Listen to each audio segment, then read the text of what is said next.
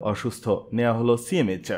মহান বিজয় দিবসে সাভারে জাতীয় স্মৃতিসৌধে শ্রদ্ধা নিবেদন করতে এসে অসুস্থ হয়ে পড়েন বিএনপি মহাসচিব মির্জা ফখরুল ইসলাম আলমগীর। আজ সোমবার সকাল 10টার দিকে বীর শহীদদের প্রতি শ্রদ্ধা জানিয়ে সাংবাদিকদের সঙ্গে কথা বলার সময় তিনি অসুস্থ হয়ে মাটিতে শুয়ে পড়েন। বিএনপি চেয়ারপারসনের মিডিয়া উইংয়ের পক্ষ থেকে শাহরুল কবির খান প্রথম আলোকে তথ্য নিশ্চিত করেছেন। শাহরুল কবির খান জানান, জাতীয় স্মৃতিসৌধে গিয়ে বীর শহীদদের প্রতি শ্রদ্ধা জানিয়ে সাংবাদিকদের সঙ্গে কথা বলছিলেন মির্জা ফখরুল ইসলাম আলমগীর। এই কথা বলার সময় তিনি হঠাৎ অসুস্থ হয়ে পড়েন। তাৎক্ষণিকভাবে তাকে সাভারে সম্মিলিত সামরিক হাসপাতাল সিএমএইচে নিয়ে যাওয়া হয়। সর্বশেষ খবর অনুযায়ী হাসপাতালে তিনি অনেকটা সুস্থ হয়ে উঠেছেন। মির্জা ফখরুলের সঙ্গে গিয়েছেন অধ্যাপক ডাক্তার এজেডএম জায়েদ হোসেন, বিএনপির স্থায়ী কমিটির সদস্য সালাউদ্দিন আহমেদ, আব্দুল সালাম এবং যুগ্ম মহাসচিব হাবিবুন নবী খান সোহেল। সেখানে তাকে ভর্তি করা হয়েছে। এদিকে 2025 সালের শেষ থেকে 2026 সালের প্রথমার্ধের মধ্যে নির্বাচন, মন্তব্য প্রধান উপদেষ্টার।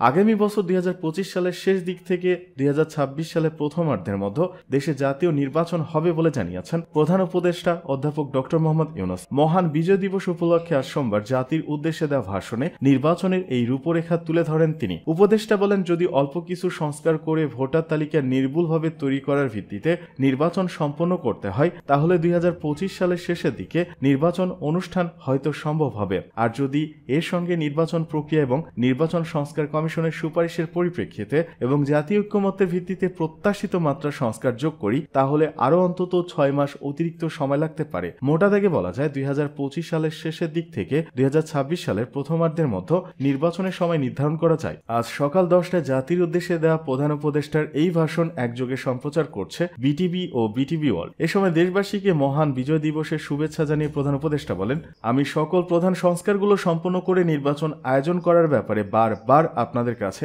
আবেদন জানিয়ে এসেছি।